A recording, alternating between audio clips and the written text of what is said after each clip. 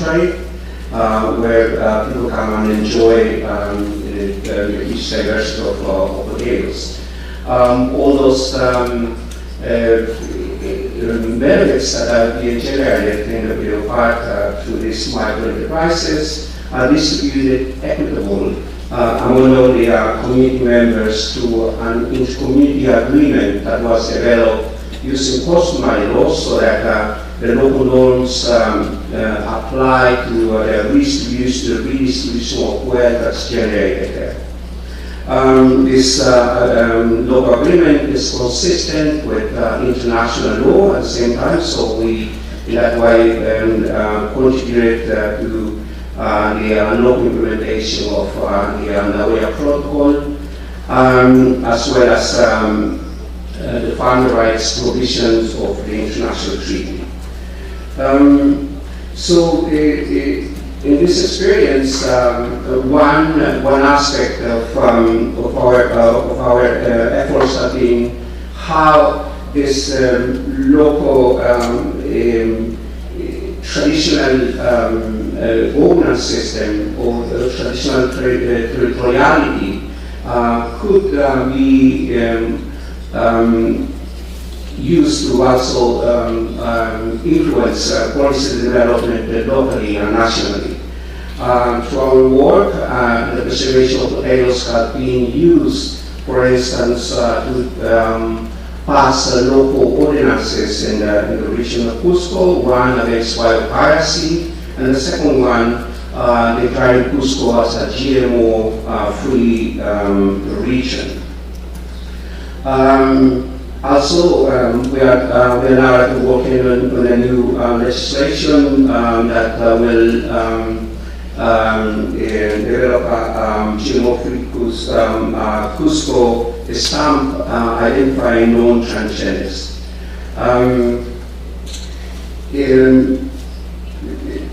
Other important aspects of this work that I would like to mention quickly are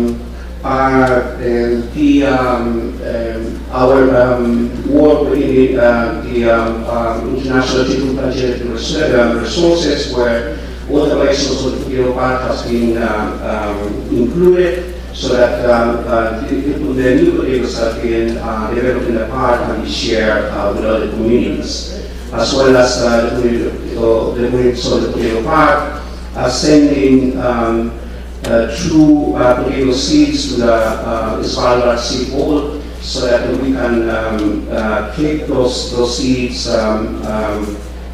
or use the seed vault as a life insurance. This experience also is being upscaled. We are collaborating now with IFAD and other IIED and other partners to see how the results of this experience can be shared with other communities across the world, and how innovations that have come from the work of the potato park can be relevant to policy development and sharing with other communities. So far, we have exchanges with communities across the world, including Ethiopia, Tajikistan, Mexico, communities in the region who certainly do visit the park. But yeah, I think I'm gonna research the solitude to do it so fast. It's a rich experience, and well, I think I'll just end there. Thank you.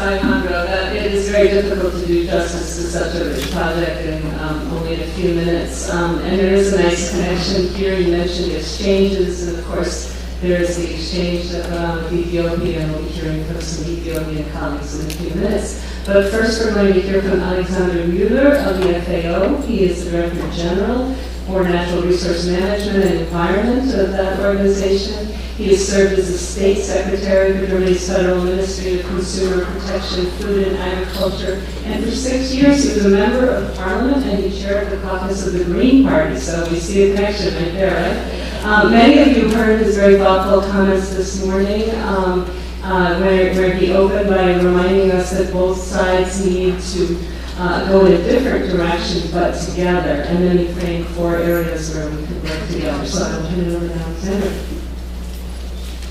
Thanks a lot, Jessica, for inviting me and promoting me to the Director General of the FAO. Unfortunately, that's not true.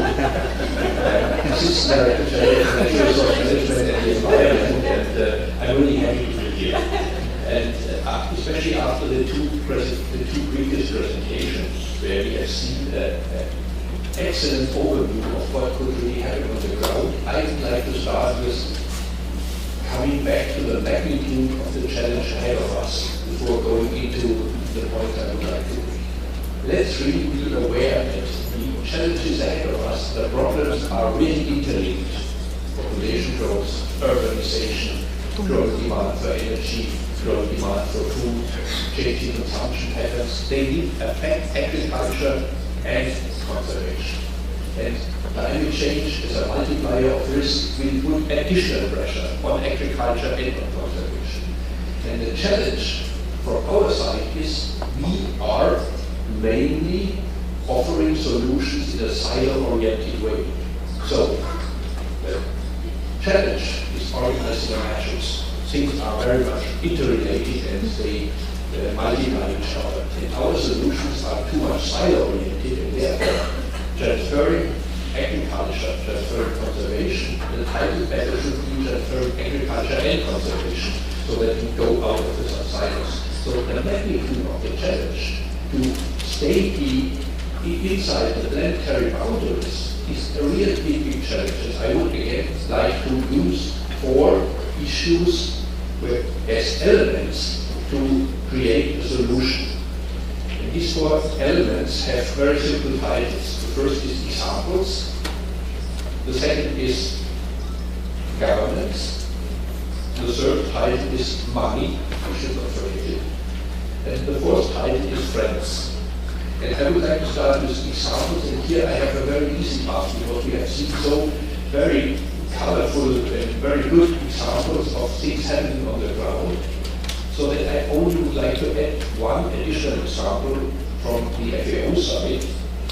Globally important agricultural heritage systems. We have established since 2002 a network where we identify, together with stakeholders, globally important agricultural heritage systems, such as rice fish systems, such as dry-land farming in Mongolia, such as an apple garden in Italy, very beautiful, because we consider them as models of successful adaptation to changing conditions, with a huge potential for dynamic development in the future. So it's not a museum, it's kind of one pillar of a bridge looking into the past, but developing issues towards the future. And these globally important agricultural heritage systems, they have an economic pillar, they have a social pillar, they are producing food, but they rely on culture and they express culture. And I think what is needed is to create out of these models, these examples, a program where we recognize more and more agricultural heritage systems which have a potential to lead us into the future. And I was very carefully looking at the examples being presented because I think that there are many examples which could be part of our global movement. However, I like the word however, we have to go beyond. We have to map how agricultural transitions really taking place.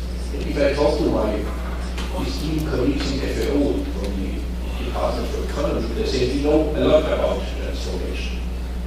Yes, at a global level, we know. But what do we know about transformation at the local level? What do we know about transformation in the countryside? Do we really know what's happening with the influx of a lot of money in agriculture, with huge investments, how agriculture is changing. Many of the systems where we have seen these nice pictures, they are under threat for many, many reasons, and therefore FAO, together with CIRAC in France, has established an Observatoire de l'Agriculture Mondiale, a World Agricultural Watch, where we try to map what is happening on the ground. I was in Vietnam 2 days ago together with the Minister of Agriculture, and they would like to collaborate with us to look at the changing situation in the livestock sector. They told us very frankly, we do not really know what is happening on the ground. We know that a lot of money is coming in, a lot of activities are taking place, but what is the impact on social issues, what is the impact on production, and so let's look at good examples, but let's also in a more structured way do an analysis of the transformation taking place on the ground so that we really know what is happening in the agricultural policy areas. This is my second idea, now to be passing that I'm running out of time. Governance. All of these very nice issues, they have to be framed by the governments. 2 examples.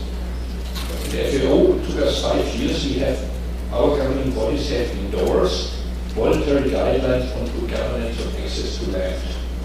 If we don't ensure that indigenous communities have the right on their land, if governments don't respect traditional land rights, with all the money coming in and with all the investment in land, some call it land, we see dramatic changes, and therefore we need, and I'm happy that we have achieved it, an internationally agreed set of standards, norms, and principles, what means good governance.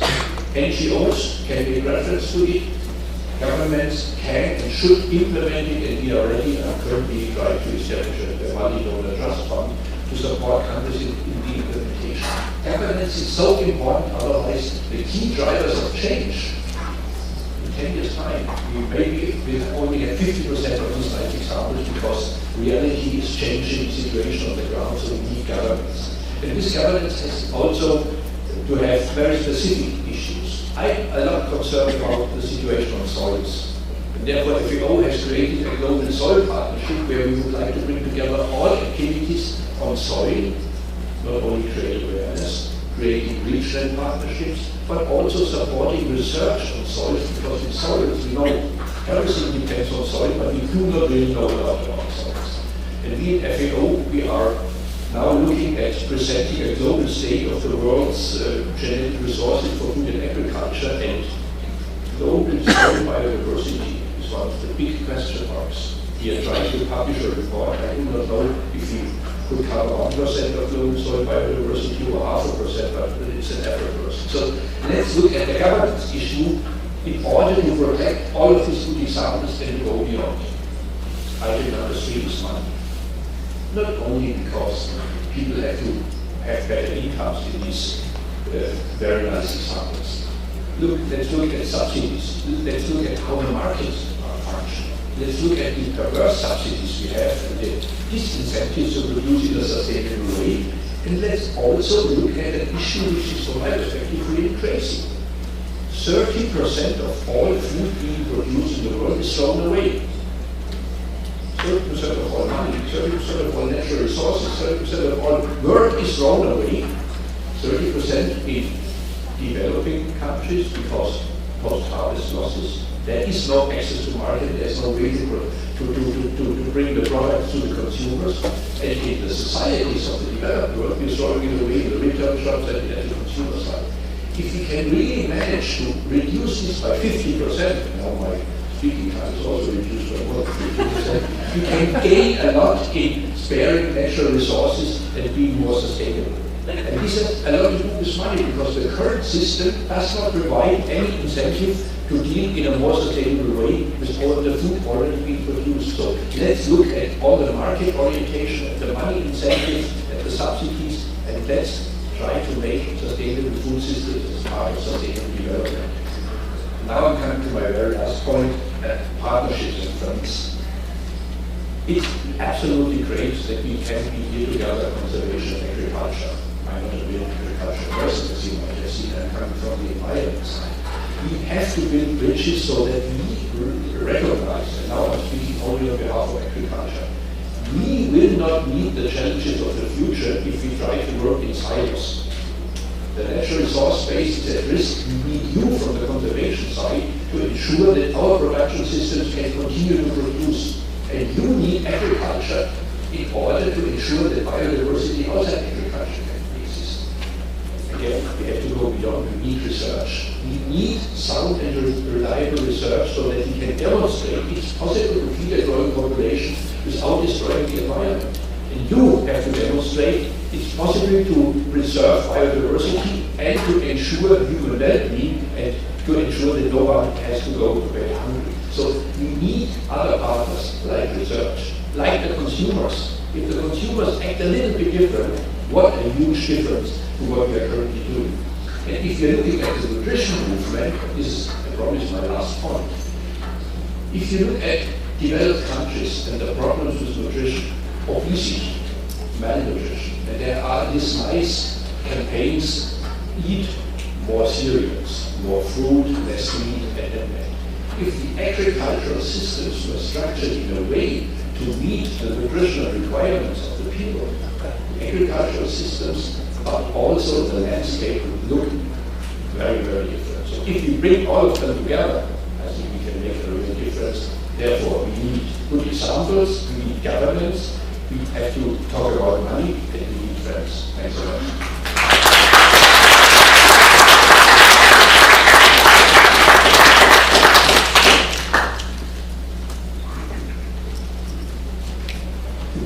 Thank you so much, Alexander, for that very succinct presentation. Our next speaker is Abu Ele. He's the grandson of the prophet Esa, who led a popular rebellion in the Ethiopian southwest. Abu is a farmer and has worked his land for the last 40 years. He's also a healer of people and animal and provides spiritual leadership to people from his region of Ethiopia. He's accompanied by Tedeschi Wald of the Christian Synagogue. Thank you.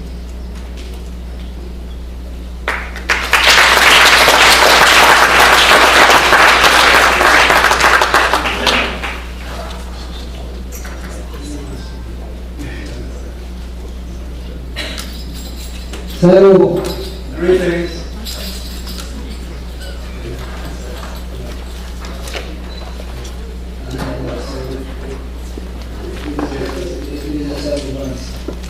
Greetings.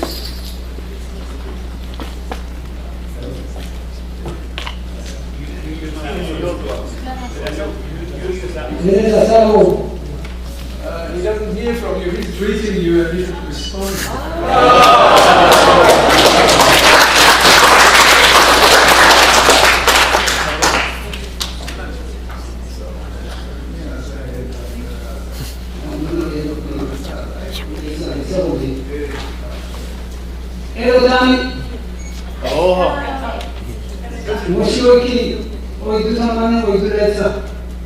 It's actually 44 years since I spent time on my land farming.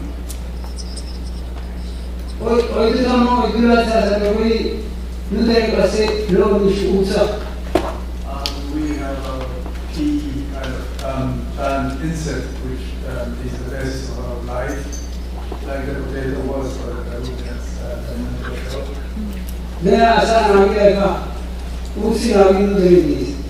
It's the crop that keeps us and our animals alive, and that's what keeps us going.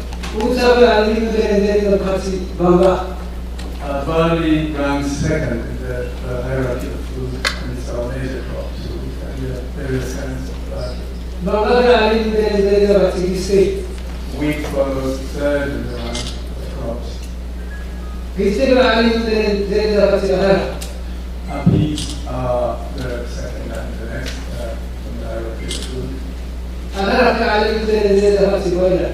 And broad beans.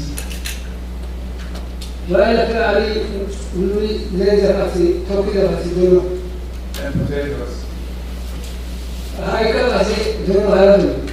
And we have different kinds of potatoes. And we have potatoes, various different kinds of cabbage.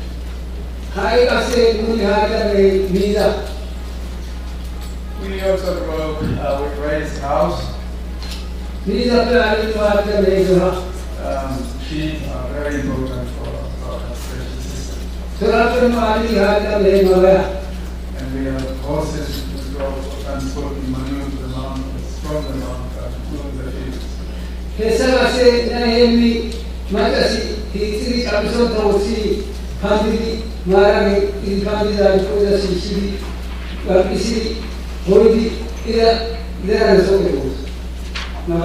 So our agriculture depends on manure, animal manure, and we rely on the mountains for grazing.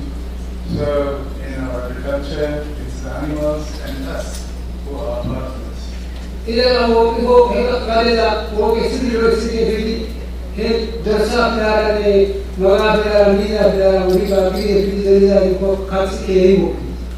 So it's our women, our children, and the whole members of the family take part in the cultivation. And it's by manuring our fields that we get plenty of food. We never buy our seeds.